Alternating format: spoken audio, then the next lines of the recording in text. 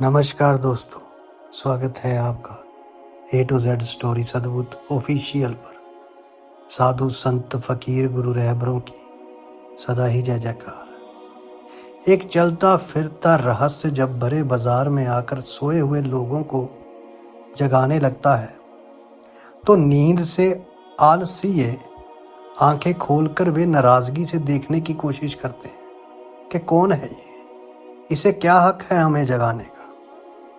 दिखता तो हमारे जैसा है, फिर भी बड़ा भिन्न है।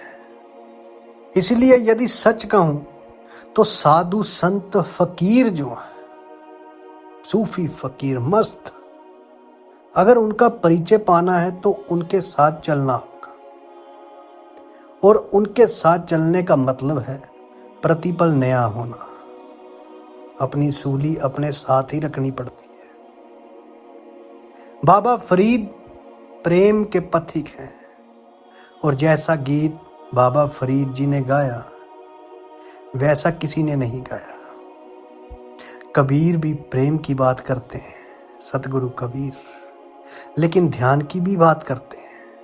दादू साहब भी प्रेम की बात करते हैं, लेकिन ध्यान की भी बात करते हैं। नानक साहब भी प्रेम की बात करते हैं, लेकिन वे भी ध्यान की बात करते हैं। फरीद जी शुद्ध प्रेम के गीत गाते हैं, ध्यान की बात ही नहीं की, प्रेम में ही ध्यान जाना है।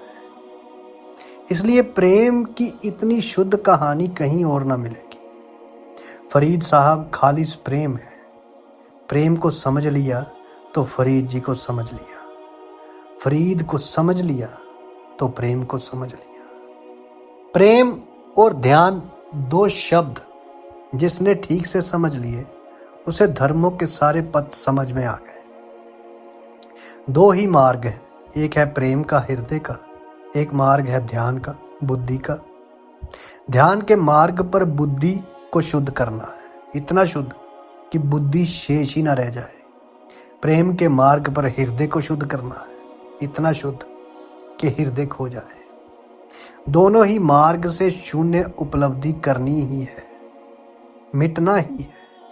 कोई विचार को काट काट कर मिटेगा, कोई वासना को काट काट कर मिटेगा। प्रेम है वासना से मुक्ति, ध्यान है विचार से मुक्ति। दोनों ही तुम्हें मिटा देंगे और जहां तुम नहीं हो वहीं परमात्मा है। ध्यानी ने परमात्मा के लिए अपने शब्द गढ़े हैं, सत्य मोक्ष निर्वाण। प्रेम ने अपने शब्द गढ़े हैं। परमात्मा प्रेमी का शब्द है, सत्य ध्यानी का शब्द है, पर भेद शब्दों का है, इशारा एक ही तरफ है। जब तक दो हैं तब तक संसार है, जैसे ही एक बचा संसार खो गया। शेख फरीद साहब के पथिक हैं और जैसा प्रेम का गीत बाबा फरीद ने गाया वैसा किसी ने नहीं गाया। कबीर जी भी प्रेम की बात करते हैं, लेकिन ध्यान की बात बिल्कुल भूल नहीं जाते। गुरु नानक साहब भी प्रेम की बात करते हैं, लेकिन वे भी ध्यान से मिश्रित हैं। बाबा फरीद जी ने शुद्ध प्रेम के गीत गाए, ध्यान की बात ही नहीं की। प्रेम में ही ध्यान जाना है। इसलिए प्रेम की इतनी शुद्ध कहानी कहीं और नहीं मिलेगी। प्रेम के संबंध में कुछ बातें मार्ग सूचक होंगी, उन्हें पहले ध्यान में लेना होगा। पहली बात, जिसे तुम प्रेम कहते हो फरीद साहब उसे प्रेम नहीं कहते। तुम्हारा प्रेम तो प्रेम का धोखा है, वे प्रेम है नहीं, सिर्फ प्रेम की नकल है, नकली सिक्का है। और इसलिए तो उस प्रेम से सिवाय दुख के तुमने कुछ और नहीं जाना। इसलिए बाबा फरीद जी तो प्रेम के आनंद की बात करेंगे, प्रेम का नृत्य और प्रेम की समाधि, और प्रेम में ही परमात्मा को पाएंगे।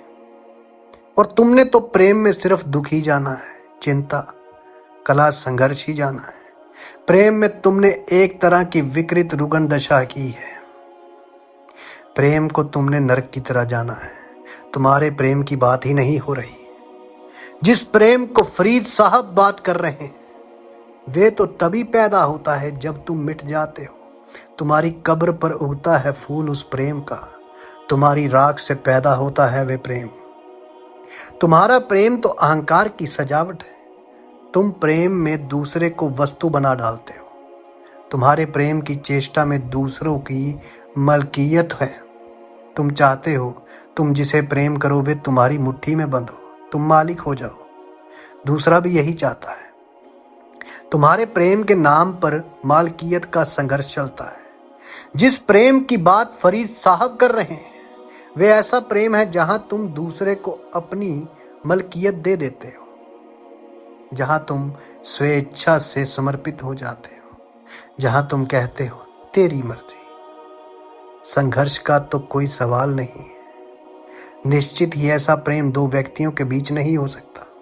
ऐसा प्रेम दो समस्थिति में खड़ी हुई चेतनाओं के बीच नहीं हो सकता। ऐसा प्रेम की छोटी मोटी झलक शायद गुरु के पास मिल जाए, पूरी झलक तो परमात्मा के पास ही मिलेगी। बहुत से सूफी संतों के पास ऐसे प्रेम की झलक मिल सकती है। ऐसा प्रेम पति पत्नी का नहीं हो सकता, मित्र मित्र को नहीं हो सकता। दूसरा, जब तुम्हारे ही जैसा है तो तुम कैसे अपने को समर्पित कर पाओगे? दोनों ही समर्पण करने वाले होने चाहिए, तो पत्नी में भी मिलेगा और पति में भी। संदेह पकड़ेगा मन को, हजार भय पकड़ेंगे मन को। यह दूसरे पर भरोसा हो नहीं सकता कि सब छोड़ दो, कि कह सको कि तेरी मर्जी मेरी मर्जी है। इसकी मर्जी में बहुत भूल चूक दिखाई पड़ेगी, ये तो भटकाव हो जाएगा। ऐसा तो अपने हाथ से आंखें फोड़ लेना होगा। ऐसे ही अंधेरा क्या कम है, आंखें फोड़कर तो तुम और मुश्किल हो जाओगे। ये तो अपने हाथ में जो छोटा मोटा दिया है बुद्धि का वे भी बुझा देना हो। ये तो निर्बुद्धि में उतरना होगा, ये संभव नहीं है।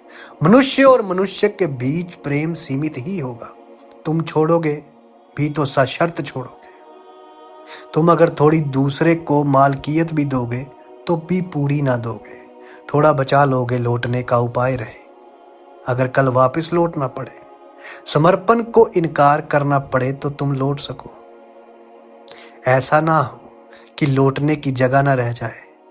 सीढ़ी को मिटा ना दोगे, लगाए रखोगे। साधारण प्रेम बेशर्त नहीं हो सकता, अनकंडीशनल नहीं हो सकता। और प्रेम जब तक बेशर्त ना हो वो प्रेम ही नहीं होता। तुमने ऊपर कोई जिसे देखकर तुम्हें आकाश के बादलों का स्मरण आए, जिसकी तरफ तुम्हें आंखें उठानी हो, तो जैसे सूरज की तरफ कोई आंख उठाए, जिसके बीच और तुम्हारे बीच एक बड़ा फासला हो, एक अलध्य खाई हो, जिससे तुम्हें परमात्मा की थोड़ी सी प्रतीत मिले, उसको ही हमने गुरु कहा है। गुरु पूरब की अनूठी खोज है। पश्चिम इस रस से वंचित रह गया है, उसे गुरु का कोई पता नहीं है। वे आयाम जाना ही नहीं पश्चिम में। पश्चिम को दो मित्रों का पता है, शिक्षक विद्यार्थी का पता है, पति पत्नी का पता है, प्रेम प्रेयसी का पता है। लेकिन फरीद साहब जिसकी बात करेंगे, गुरु और शिष्य, उसका कोई पता नहीं। गुरु और मुर्शद का, मुर्शद और चेले का कोई पता नहीं। मुर्शद और शिष्य का अर्थ है कोई ऐसा व्यक्ति जिसके भीतर से तुम्हें परमात्मा की झलक मिली, जिसके भीतर तुमने आकाश देखा, जिसकी खिड़की से तुमने विराट में झांका। उसकी खिड़की छोटी हो, खिड़की को बड़े होने की कोई जरूरत भी नहीं है, लेकिन खिड़की से जो झांका वे आकाश था। तब समर्पण हो सकता है, तब तुम पूरा अपने को छोड़ सकते हो। धर्म की तलाश मूलतः गुरु की तलाश है, क्योंकि तुम धर्म को और कहां देख पाओगे, और तुम जहां जाओगे अपने ही जैसे व्यक्ति को पाओगे। तो अगर तुम्हारे जीवन से ऊपर आंखें उठती हो, जिसे देखकर तुम में दूर के सपने, आकांक्षा, अभिपसा भर जाती हो, जिसे देखकर तुम्हें आकाश का बुलावा मिलता हो, निमंत्रण मिलता हो, और इसकी कोई फिक्र मत करना कि दुनिया उसके संबंध में क्या कहती है, ये सवाल नहीं है। तुम्हें अगर इस खिड़की से कुछ दर्शन नहीं हुआ तो ऐसे व्यक्ति के पास समर्पण की कला सीख लेना। उसके पास तुम्हें पहले पाठ मिलेंगे, प्राथमिक मिलेंगी अपने को छोड़ने के। वे ही पाठ परमात्मा के पास काम आएंगे। गुरु आखिरी नहीं है, गुरु तो मार्ग है, मुर्शद तो मार्ग है, पीर वसीला है खुदा तक पहुंचने का। अंत तो गुरु हट जाएगा, खिड़की भी हट जाएगी, आकाश ही रह जाएगा। जो खिड़की आग्रह करे हटे ना, वे तो आकाश और तुम्हारे बीच बाधा हो जाए, वे तो सेतु ना होगी, विघ्न हो जाएगी, वो गुरु ही नहीं। जिस प्रेम की फरीद साहब बात कर रहे हैं, उसकी झलक तुम्हें कभी गुरु के पास मिलेगी। बहुत से तुम्हें मिलेंगे, लेकिन तुमने पूछा है कि आखिर हम गुरु को कैसे पहचाने। तो मैं कहूंगा, जहां तुम्हें ऐसी झलक मिल जाए, उसके अतिरिक्त कोई कसौटी नहीं है। गुरु की परिभाषा ये है कि जहां तुम्हें विराट की थोड़ी सी भी झलक मिल जाए, जिस बूंद में तुम्हें सागर का थोड़ा सा स्वाद मिल जाए, जिस बीज में तुम्हें संभावनाओं के फूल खिलते हुए दिखाई पड़े, फिर ध्यान मत देना कि दुनिया क्या कहती है, क्योंकि दुनिया का कोई सवाल नहीं है।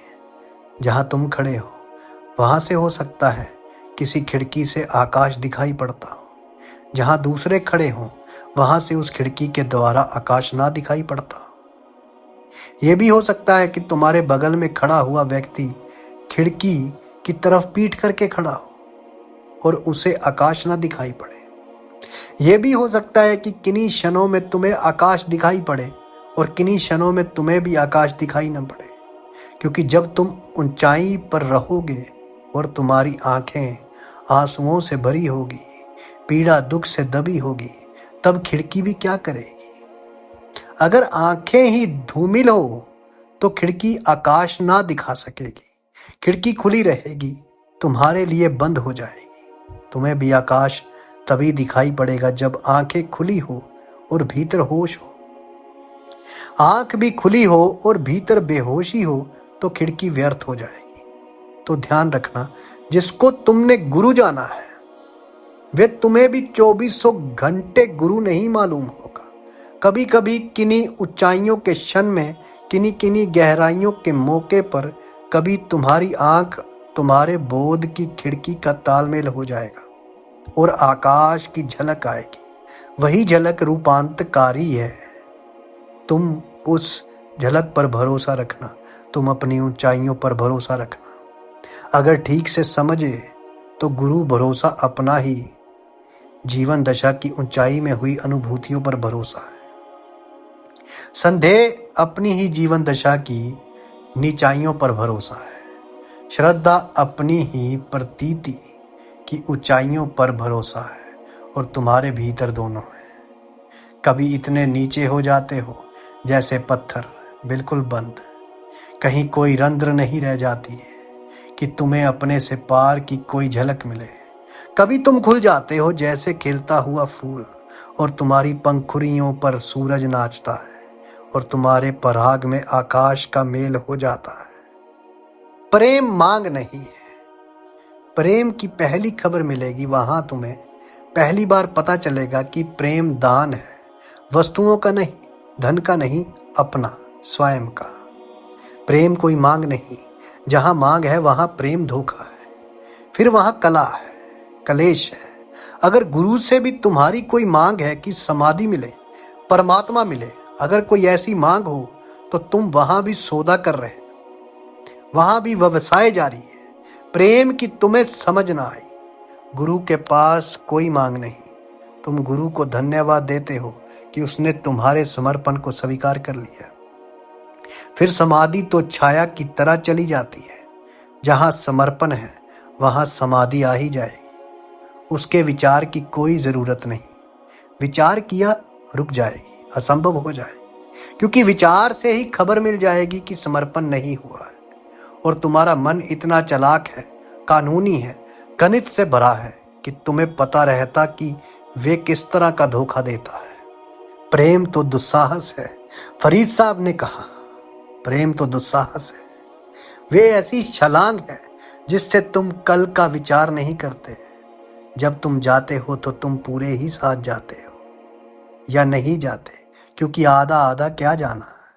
ऐसे तो तुम ही कटोगे और फिर मुश्किल में पड़ोगे। जैसे आधा शरीर तुम्हारा गुरु के साथ चला गया, मुर्शद के साथ चला गया और आधा रह गया घर, तो तुम ही कष्ट पाओ। इसमें गुरु को कोई हर्ज नहीं है, लेकिन तुम ही दुविधा में रहोगे। या तो पूरे घर रह जाओ या पूरे साथ चल पड़ो। जरा सी भी मांग हो, खंडित हो गए। तुमने कभी ख्याल किया है, जहां भी मांग आती है वहीं तुम छोटे हो जाते हो। जहां मांग नहीं होती, सिर्फ दान होता है, वहां तुम भी विराट होते हो। जब तुम्हारे मन में कोई मांगने का भाव ही नहीं उठता, तब तुम में और परमात्मा में कोई फासला है क्या? कोई फासला नहीं। इसलिए तो बुद्ध पुरुषों ने निर्वासना को सूत्र माना कि जब तुम्हारी कोई वासना ना होगी, तब परमात्मा तुम में अवतरित हो जाएगा। परमात्मा तुमसे छिपा ही है, तुम में ही छिपा है। केवल वासनाओं के बादल में घिरा है। सूरज मिट नहीं गया है, सिर्फ बादलों में घिरा है। वासना के बादल हट जाएंगे, तुम पाओगे सूरज सदा से मौजूद था। गुरु के पास प्रेम का पहला पाठ सीखना, बेशर्त होना सीखना, झुकना और अपने को मिटाना सीखना। मांगना मत। मन बहुत मांग किए चला जाएगा, क्योंकि मन की पुरानी आदत है। मन भीख मंगा है। सम्राट का मन भी भीख मंगा है, वे भी मांगता है। आत्मा सम्राट है, वे मांगती नहीं।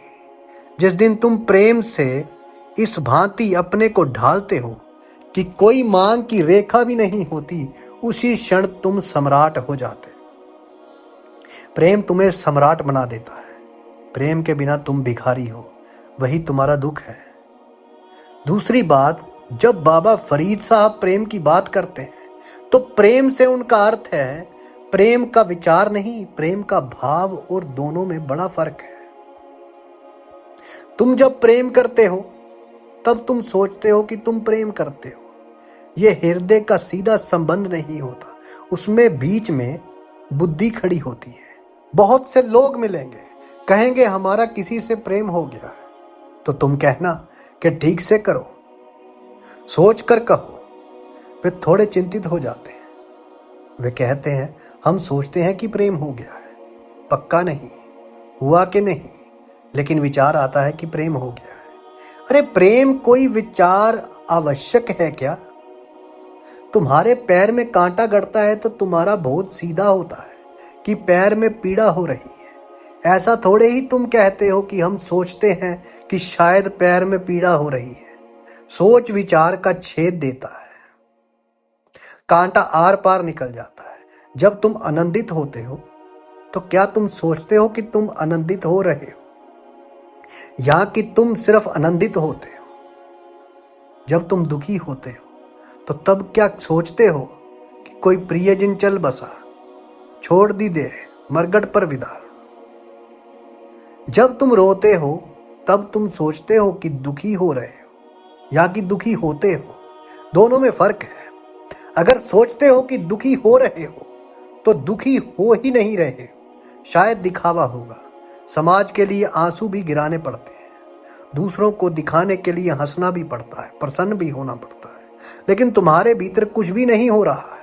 लेकिन जब तुम्हारे भीतर दुख हो रहा है, तो विचार बीच में मध्यम नहीं होता, यह सीधा होता है। और यही फर्क है बाबा फरीद साहब के इश्क में और तुम्हारे इश्क में।